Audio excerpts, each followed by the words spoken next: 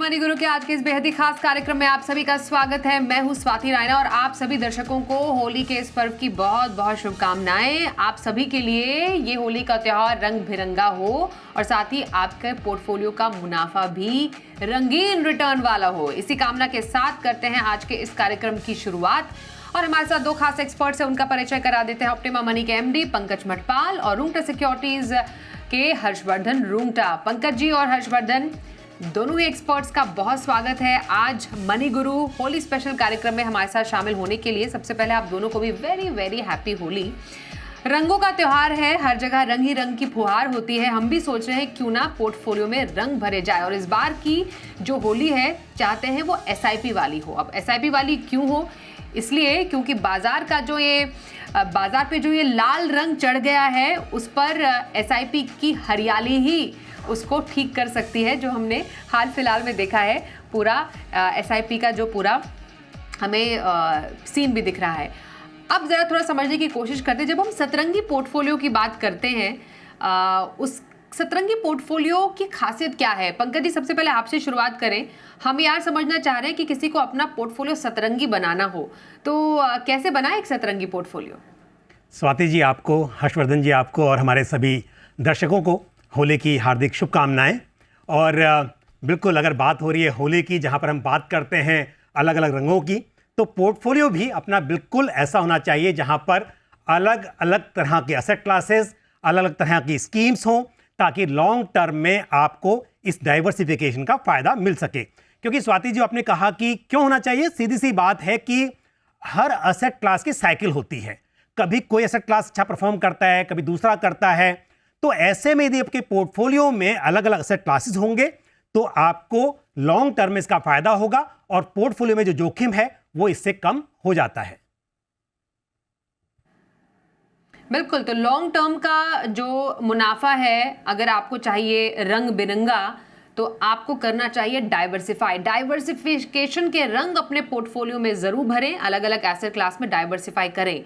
अब हम क्योंकि कह रहे हैं ये होली हो एसआईपी वाली, तो हर्षवर्धन जरा बताइए, जो ये मुनाफे की हरियाली हम एसआईपी से लेने की कोशिश कर रहे हैं, क्या उसका कारण है? क्यों अभी भी इस करेक्शन भरे बाजार में भी जो हम एसआईपी देखते हैं या जो इन्वेस्टर्स का जो भरोसा देखते हैं वो म्यूचुअल फंड के जरिए हमें एकदम बरकरार नजर आता है? स्वाति, अगेन आपको, पंकज जी को और सभी को होली की शुभकामनाएं। आज जो आपने अभी टॉपिक छेड़ा है ना, वो बहुत ही अप्रोप्रिएट है। मैं आपको बताता हूँ क्यों। पहली बात, अभी हम बात कर रहे हैं मार्केट रेड में है। सबके पोर्टफोलियो जो अगर रिसेंटली उन्होंने अगर एक साल पहले अगर एसआईपी शुरू की होगी तो उनके पोर्टफोलियो में नेगेटिव रिटर्न दिख रहा होगा। ऐसे कई इन्वेस्टर्स हैं, मल्टीपल प्लेटफॉर्म से हमने बात की इन्वेस्टर्स से, और बहुत सारे इन्वेस्टर्स ऐसे हैं जो मैसेजेस करते हैं, जो सवाल पूछते हैं कि क्या मैं अभी एसआईपी एक बार बंद कर दूं, जब मार्केट थोड़ा स्टेबलाइज होगा या बढ़ने लगेगा तो मैं फिर से एसआईपी अपनी शुरू करूंगा। पहली बात आपको समझनी है कि आप एसआईपी कर क्यों रहे थे। एसआईपी करने के दो कारण होते हैं। पहला कारण ये है कि आपको पैसे ही अगर हर महीने आने वाले हैं तो आप जमा भी हर महीने करते हैं।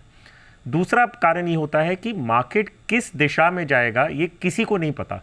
आज हम बात कर रहे हैं, 3 दिन बाद की आप मुझसे पूछेंगे मार्केट कैसे खुलेगा मंडे को, मुझे नहीं पता है। क्वेश्चन ये है कि अगर मुझे वेल्थ क्रिएट करना है, मार्केट में पार्टिसिपेट करना है, मुझे ये नहीं पता कि मार्केट किस दिशा में जाएगा, तो मैं एक सिंपल स्ट्रैटेजी अपनाता हूँ। वो क्या स्ट्रैटेजी है कि मैं हर महीने पैसे जमा करूँगा। मार्केट अगर ऊपर जा रहा है तो मैं खरीद रहा हूँ, नीचे आ रहा है तो मैं खरीद रहा हूँ। तो ये साइकिल्स, जो मार्केट के अलग अलग साइकिल्स हैं, 2-3 साइकिल, ये पूरे में साइकिल्स अगर पूरा ये साइकिल बने रहता हूँ और इन्वेस्ट करता हूँ, तब जाके मुझे इसका फ़ायदा मिलेगा। अगर आपको पोर्टफोलियो में पॉजिटिव रिटर्न्स चाहिए तो इक्विटी में, अगर जो पुरानी रिसर्च है, स्वाति हमने पहले भी एक शो किया था इस मैटर को लेके, अगर आप 8 साल से ऊपर अगर लगातार एसआईपी करते आ रहे हैं तो हम देखेंगे जो लॉस की प्रोबेबिलिटी वो लगभग 0 हो जाती है। हरियाली अगर आपको पोर्टफोलियो में चाहिए, एसआईपी एक बहुत अच्छा माध्यम है। दूसरा इंपॉर्टेंट बात जो है, मोस्ट इंपॉर्टेंट है, कि आपको मार्केट के हर साइकिल में लगातार इन्वेस्ट करना है, डिसिप्लिन से करना है और हार नहीं माननी है।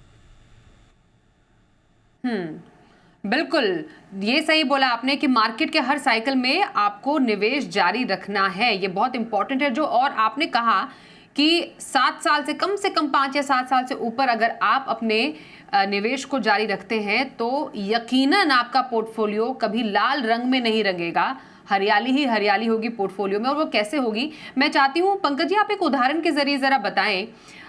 किसी ने अभी इन्वेस्ट किया होगा किसी फंड में, आप कोई भी फंड का एग्जाम्पल दे सकते हैं, कैसे SIP रिटर्न या फिर जो किसी ने अगर एक मुश्त पैसा भी लगाया है, 1 साल में तो लोगों को काफ़ी नुकसान हुआ है, तो उनको लग रहा है कि मेरे पोर्टफोलियो में तो लाल रंग छा गया, लेकिन यही लॉन्ग टर्म में यही जो रिटर्न है वो हरियाली में कैसे तब्दील हो जाता है? बिल्कुल, देखिए आप किसी भी स्कीम की बात करें, यदि आप बात करेंगे कि सेक्टर और थीम की, तो वहाँ पर बात अलग है क्योंकि सेक्टर्स रोटेट होते रहते हैं। लेकिन यदि डाइवर्सिफाइड फंड की बात करें, इवन यदि आप निफ्टी 50 इंडेक्स फंड को ले लें या फिर आप S&P BSE सेंसेक्स को ले लें, तो यहाँ पर आप देखेंगे 1 साल की मैं बात करूँ तो आपको रिटर्न्स दिखाई नहीं देंगे। 1 साल में 1% के आसपास का रिटर्न आपको दिखाई देगा, चाहे हम निफ्टी 50 की बात करें या सेंसेक्स की बात करें।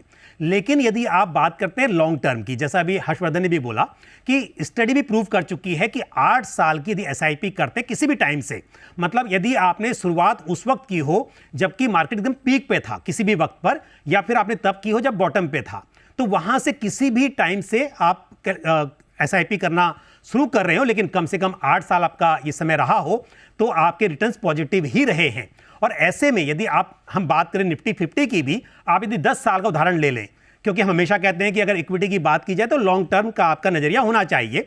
ऐसा नहीं है कि 10 साल ही करना है, 5 साल 7 साल का नज़रिया होगा तो भी इक्विटी एक अच्छा एसेट क्लास है। लेकिन यदि हम बात करें इस वक्त पर 10 साल की भी, तो आप देखेंगे कि हम CAGR की जो बात करते हैं कि आपको 12 से 15% का रिटर्न एक्सपेक्ट करना चाहिए, तो यहीं पे दिखाई देता है कि आपके रिटर्न्स यहाँ पर 12% से ऊपर आकर निकल कर आते हैं, चाहे आपने इस वक्त पर जब मार्केट में इतनी गिरावट हो चुकी है तब भी आप देख रहे हैं। उसके अलावा भी एक बात कहूँगा मैं कि यदि आपने मान लीजिए कि पिछले 1 साल में शुरुआत की है, हमने देखा कई इन्वेस्टर्स का सवाल यही है कि मेरे रिटर्न्स तो नेगेटिव हो गए हैं। तो यदि आपके रिटर्न्स नेगेटिव हुए हैं तो सीधी सी बात है कि आपने 2023-2024 में ही शुरुआत की है निवेश की। लेकिन यदि आपने निवेश की शुरुआत कोविड के समय में यदि 2020 में की या उससे पहले भी कर चुके थे, तो भी आपका पोर्टफोलियो पॉजिटिव ही होगा यदि आप SIP करें, यहां तक कि लमसम में भी। तो लंबी अवधि में निवेश पर आपको इक्विटी में फायदा ही होगा। ये सिर्फ क्या होता है, ऐसे वक्त कई बार आते हैं आपके इस जर्नी में जब मार्केट में गिरावट होती है, और इस वक्त पर यदि धैर्य बनाकर रखा आपने, आप यहां पर डटे रहे, तो लॉन्ग टर्म में आपको फायदा होने वाला है। बिल्कुल, और लॉन्ग टर्म की जब हम बात कर रहे हैं, हम हर कोई इन्वेस्टर चाहता है कि वो करोड़पति बने, लेकिन रातों रात तो पैसे कमाए नहीं जा सकते, वेल्थ क्रिएट नहीं की जा सकती। लेकिन अगर आपको लंबी अवधि में एक छोटे अमाउंट से भी महीना दर महीना SIP के जरिए पैसे डालने हैं हर्षवर्धन, तो मानिए 1 करोड़ किसी को पैसे कमाने हैं SIP के जरिए, तो मानिए 15 साल में 20 साल का हमने एक टाइम होराइजन मान लिया, लॉन्ग टर्म क्रिएशन है, तो कितनी SIP से करोड़पति बन सकते हैं? ज़रा थोड़ा अगर उदाहरण दे पाएँ। तो देखिए स्वाति, अगर हम एक कैलकुलेशन हमने पहले कोई दूसरे शो पे आपके साथ किए हैं, सिंपल सा चीज़ है। अगर 1,000 रुपये की भी SIP शुरू करते हो, मैं एक बार 30 साल का टाइम होराइजन लेता हूँ कि मान लीजिए आपने 1,000 रुपये की SIP शुरू की और 30 साल तक आप लगातार उसमें इन्वेस्ट करते रहें और करीबन 12 से 14% का अगर रिटर्न मिलता है, तो ये फिगर अपने आप में करीबन 50 लाख रुपया हो जाता है। तो अगर आपको करोड़पति बनना है तो ये अमाउंट आपको डबल करना है, विच इज़ अबाउट 2,000 रुपीज़। लेकिन नज़रिया कितना था, मैंने कहा 30 साल तक। अब इस 30 साल में आपको लगता है कि मार्केट सिर्फ एक तरफ जाएगा? नहीं, मार्केट कई बार ऐसे उतार चढ़ाव करते रहेगा और ऐसा आपके पेशेंस को टेस्ट करेगा जब आपको लगेगा कि मैं कर क्या रहा हूँ, इससे अच्छा तो मैं फिक्स डिपॉजिट कर लेता। अभी कई इन्वेस्टर्स ऐसे होंगे जिनके मन में ख्याल आ रहा होगा कि मैंने जब इन्वेस्ट करना शुरू किया, आज मैं नेगेटिव में दिख रहा है, तो इससे अच्छा तो मैं फिक्स डिपॉजिट करता तो मुझे 7 या 8% तो मिलता ज़रूर से। तो मार्केट में अगर आप इन्वेस्ट कर रहे हैं और आपका एटीट्यूड अगर फिक्स डिपॉजिट वाला रिटर्न टाइप का है, तो आपके लिए मार्केट है ही नहीं। आपको समझना है कि मार्केट फंक्शन कैसे करता है। एक ऐसा पीरियड आएगा 2 से 3 साल का जब आपकी SIP के रिटर्न्स आपको 25% भी दिखा सकती है। फिर उसके बाद में जब 25%, मान लीजिए 2-3 साल तक का रिटर्न आपको 25% दिखा रहा है, फिर ऐसा हो सकता है कि उसके बाद 2-3 साल आपको नेगेटिव रिटर्न दिखाए, विच मीन्स कि 25% जो पॉजिटिव दिख रहा था वो 0 हुआ और 0 के बाद और नीचे भी चला गया। अब इस दौरान अगर इन्वेस्टर ऐसे सोचने लगेंगे कि इससे अच्छा तो मैं फिक्स डिपॉजिट कर देता, तो ये आपके लिए है ही नहीं, इक्विटी मार्केट आपके लिए है ही नहीं। आपको यकीन मान के चलना होगा कि मार्केट ये साइकिल जो ऊपर नीचे करता है बहुत नॉर्मल है।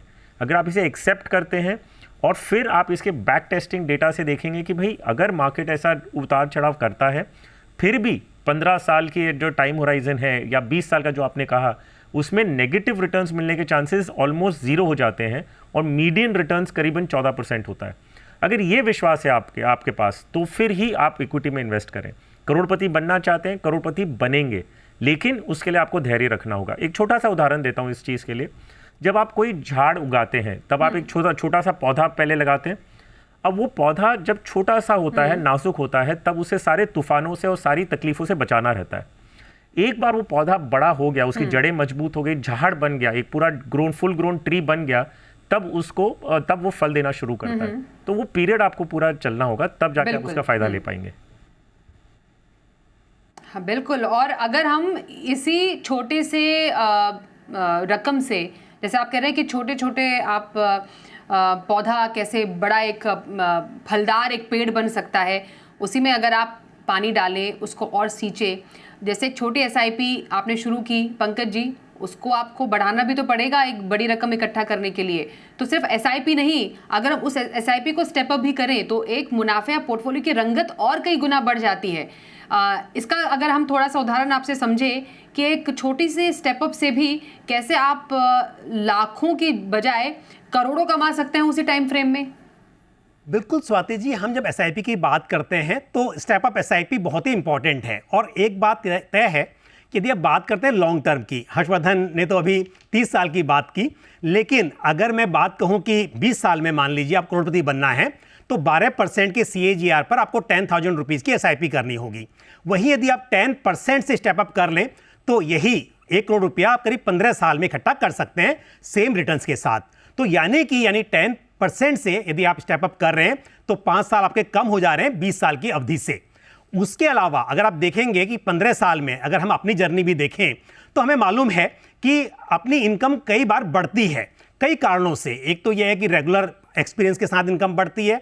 दूसरी बात, जब प्रमोशन होता है या बिजनेस में ग्रोथ होती है तो इनकम कई गुना बढ़ती है। और इस हिसाब से देखा जाए, चाहे शुरुआत आप 10,000 नहीं आप 5,000 से करें, लेकिन जब इनकम बढ़े उसी रेशो में आप अगर इन्वेस्टमेंट को बढ़ाते रहें, मान लीजिए 10% के हिसाब से, तो मैंने कैलकुलेट कर दिया कि 10,000 की एसआईपी 10% का आपका यदि स्टेप अप हो तो 12% के CAGR पर 15 साल में आप 1 करोड़ रुपये इकट्ठा कर पा रहे हैं।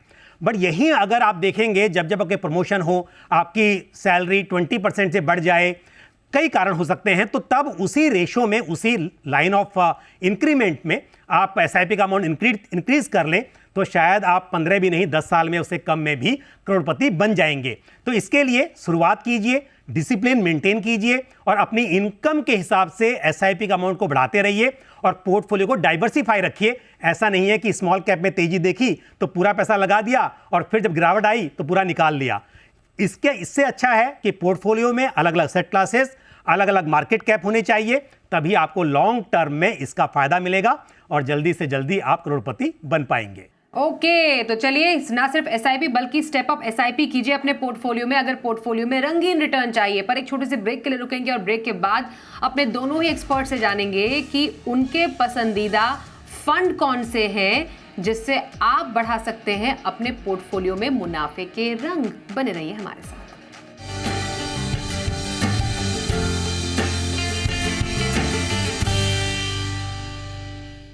तो ये होली हो आपके लिए एसआईपी वाली, आपके म्यूचुअल फंड के निवेश में भरे ढेरों रंग, यही कामना हम कर रहे हैं। पंकज मटपाल और हर्षवर्धन रुंगटा हमारे साथ हैं, उनसे जान रहे हैं कि कैसे बनाए एक सतरंगी पोर्टफोलियो।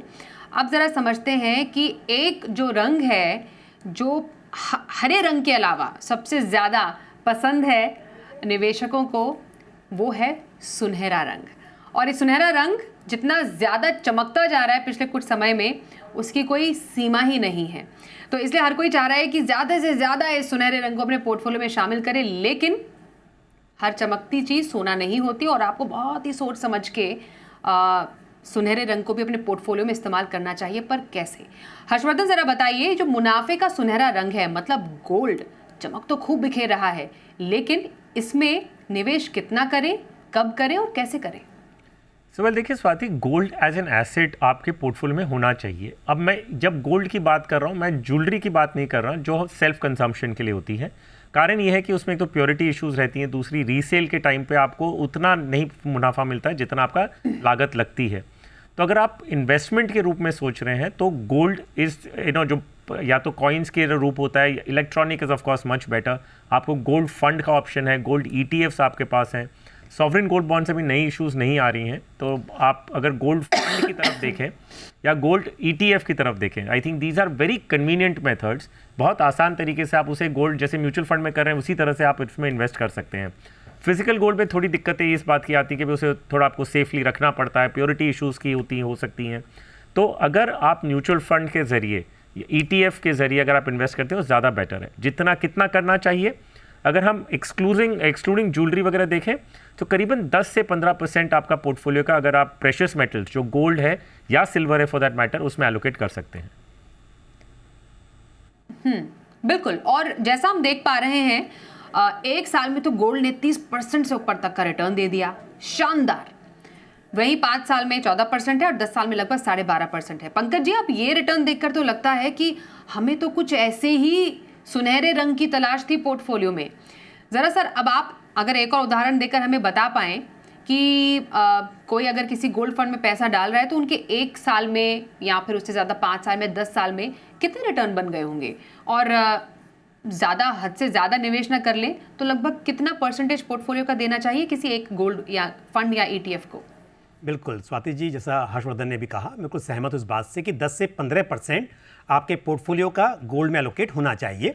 और गोल्ड एक अच्छा सेट क्लास है, गोल्ड एक अच्छा इन्वेस्टमेंट का एवेन्यू है। बट ये बात तय है कि ज्वेलरी तो खैर इन्वेस्टमेंट है ही नहीं, तो आपको जो दूसरे विकल्प हैं, म्यूचुअल फंड है, गोल्ड म्यूचुअल फंड या गोल्ड ETF के जरिए ही आपको निवेश करना चाहिए। साथ ही यदि आपके पास छोटी रकम है तो आप एसेट एलोकेटर या फंड ऑफ फंड या फिर मल्टी एसेट एलोकेशन फंड के जरिए भी निवेश कर सकते हैं। बात है रिटर्न्स की, जो आपने कहा कि 1 साल में 30% का रिटर्न हमने देखा, बट ऐसा नहीं कि हमेशा गोल्ड ऐसा ही रिटर्न देगा, अदरवाइज तो फिर इक्विटी से बेहतर गोल्ड ही होता। आप देखिए, यदि हम 1 साल की बात करें तो बेशक 1 साल में तो गोल्ड के रिटर्न्स बहुत ही अच्छे रहे हैं निफ्टी 50 के मुकाबले में। लेकिन यदि 5 साल की बात करें, 5 साल में जहां गोल्ड ने करीब 14% के आसपास रिटर्न दिया, वहीं पर निफ्टी 50 का रिटर्न लगभग 19% रहा। यदि आपने आज से 5 साल पहले निफ्टी 50 इंडेक्स फंड में निवेश कर दिया होता तो 19% का CAGR आपको यहां पर मिल रहा होता, और वहीं यदि गोल्ड में किया होता तो 14% के आसपास होता। तो इसका मतलब यह है कि हर साल रिटर्न्स अलग अलग एसेट क्लास के अलग तरह से होते हैं। तो लॉन्ग टर्म के हिसाब से इक्विटी के साथ में आपका निवेश गोल्ड में भी होना चाहिए, लेकिन यह सोचकर कि शॉर्ट टर्म में गोल्ड ने आउट परफॉर्म किया है निफ्टी 50 को या दूसरे इक्विटी फंड्स को, तो पूरा निवेश वहां पर करेंगे तो शायद फायदा नहीं होगा। बिल्कुल। और अगर एक मानिए बेस्ट फंड का भी एग्जाम्पल ले, विदाउट एनी प्रायोरिटी, तो एक अच्छे गोल्ड फंड ने 1 साल में लगभग 30% तक का भी रिटर्न दिया है। तो आप ये समझ सकते हैं कि रिटर्न के मामले में तो गोल्ड फंड या गोल्ड ETF बहुत शानदार रहे हैं, लेकिन इसका सीमित एक्सपोजर ही किसी पोर्टफोलियो में बेहतर है और सही भी है। अब दोनों ही एक्सपर्ट से रंगीन पोर्टफोलियो के टिप्स मैं जानना चाहती हूँ, उनके साथ रंगीन रिटर्न वाले फंड भी हम जानेंगे। तो कुछ टिप्स पहले बताइए हर्षवर्धन, और कौन से फंड आपको पसंद आ रहे हैं एक ऐसे पोर्टफोलियो के लिए? तो देखिए स्वाति, मैं ये सजेस्ट करूंगा कि हम होली के त्यौहार के टाइम में बात कर रहे हैं, लेकिन अगर आप पोर्टफोलियो में अपना बेसिक्स ध्यान रखेंगे ना, जो बेसिक्स कलर्स की बात करते हैं, हम बहुत फैंसी कलर्स की नहीं, अगर हम बेसिक कलर्स की अगर बात करेंगे तो वही आगे जाके आपके लिए लॉन्ग टर्म का साथी बनेगा। सो जो स्कीम्स इक्विटी साइड में है उनके मैं नाम बता दूं, ABSL Nifty 50 equal weight index fund, ये बेसिकली निफ्टी की 50 कंपनियों में करता है इन्वेस्ट, और इक्वल वेट है, सो हर 50 कंपनी में 2% का एलोकेशन होगा। पराग पारेख फ्लेक्सी कैप, ये एक फ्लेक्सी कैप कैटेगरी का फंड है जिसका झुकाव ज़्यादा आज की तारीख में लार्ज कैप की तरफ है, लेकिन मिड एंड स्मॉल कैप में भी एक्सपोजर लेते हैं।